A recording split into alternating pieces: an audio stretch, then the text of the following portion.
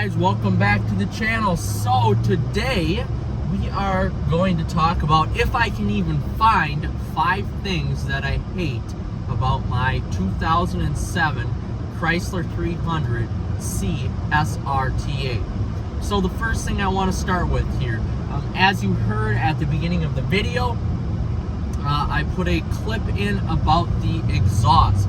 So that is the stock exhaust with a cold air intake. So the exhaust just isn't very loud from the factory, and I have a 2009 Dodge Challenger SRT8 with a, I believe it's a Borla exhaust on there, so a catback exhaust. It sounds really nice. And this stock exhaust, well, yes, it does sound deep and kind of throaty. It just isn't very loud. And even when you're driving the vehicle, even with a cold air intake, you only get the intake noise. You don't necessarily get the exhaust note to it. But I will give it one little piece of credit. When you're cruising like this now, going 35 miles an hour in 4th or 5th gear, the only noise you get really is the engine noise. And whether you're somebody that likes that, that's good. But if you're somebody like me who wants just a little bit more noise, that just doesn't really fit the bill of this vehicle here.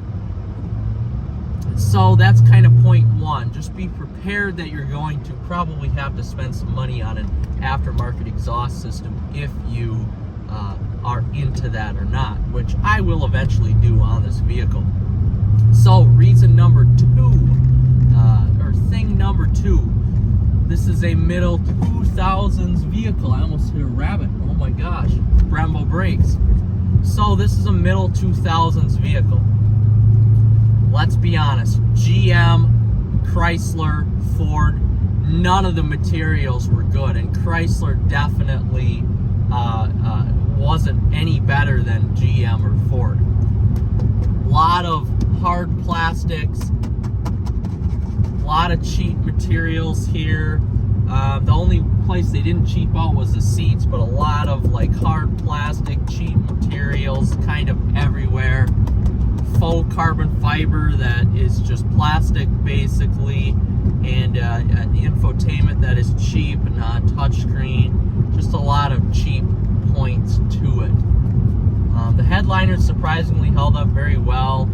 This car is garaged most of its life, so there really isn't any sun or anything that comes out there. But yeah, a lot of cheap, unintuitive plastic buttons and materials for the infotainment.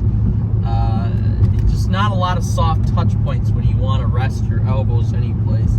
This console here isn't very, you can't see it, but that's not very soft, and the door panels here just aren't very soft. So not a lot of soft touch points. It forces you to grab the steering wheel.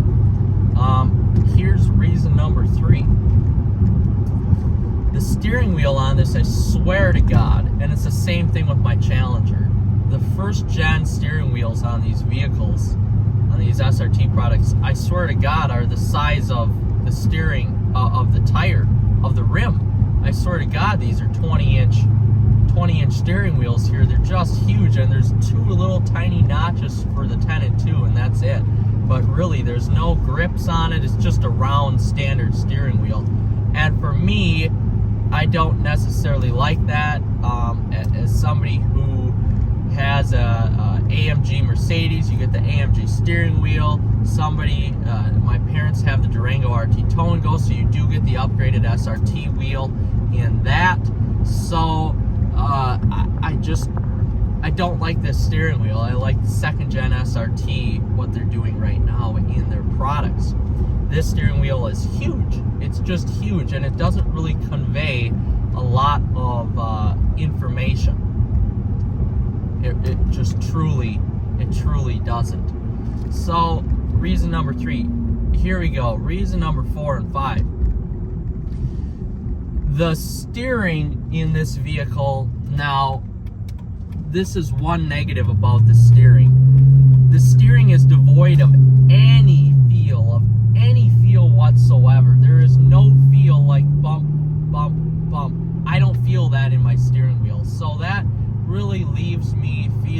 useless around corners because I can't tell what the tires are doing.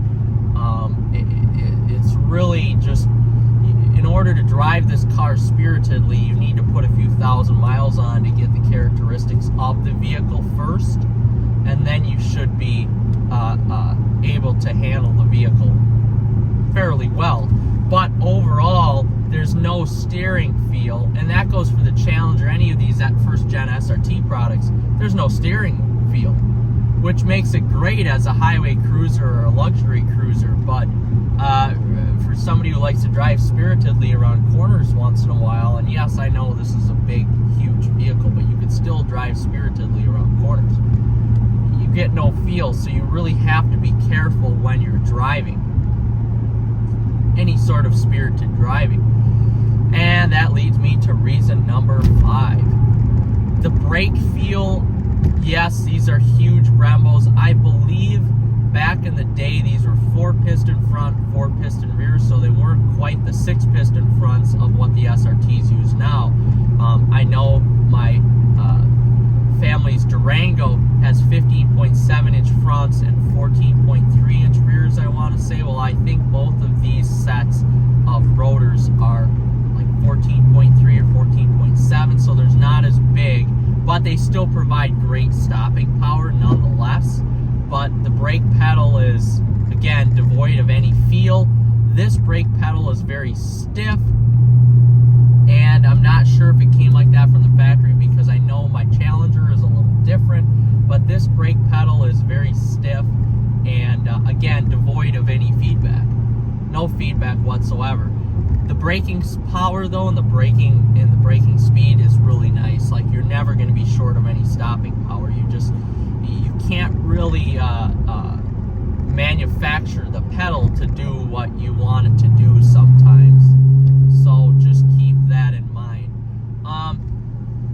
That's it. That's all I got for the 5 reasons or things I dislike about my Chrysler 300. Again, I'm grasping at straws here. This is my dream vehicle. I absolutely love it. I love the way it looks. So just keep that in mind when you're searching for your 300C SRT8. Alright guys, thanks for watching. Like and subscribe. We'll see you in the next episode, hopefully driving this awesome 300C SRT8.